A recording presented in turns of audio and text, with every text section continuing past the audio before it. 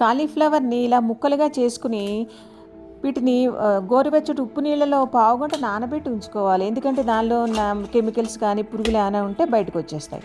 తర్వాత ఇలాగ ఉల్లిపాయలు 2 టమోటాలు ముక్కలుగా చేసుకుని మిక్సీలో వేసుకుని గ్రైండ్ చేసుకోవాలి. దానికి కూరకు మంచి రంగు రావడానికి వచ్చిన బీట్రూట్ ముక్కను కూడా యాడ్ చేస్తే బాగుంటుందన్నమాట. తర్వాత దానికి తగినంత కారం,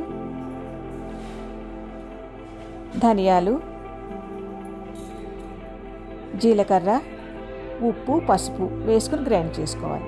తర్వాత స్టవ్ మీద మూకుడు పెట్టుకుని నూనె వేసి కాగిన తర్వాత శనగపప్పు, జీలకర్ర, ఆవాలు, కరివేపాకు వేసుకుని కాలీఫ్లవర్ల ముక్కలు వేసుకుని కొంచెం ఉప్పు చేర్చి ఒక 10 నిమిషాలు ఉడికించుకోవాలి. అలా ఉడికాక గ్రేవీని యాడ్ చేయాలి. గ్రేవీని యాడ్ చేసి 10 నిమిషాలు ఇలా మూత పెట్టి ఉడికించుకోవాలి. కూర రెడీ.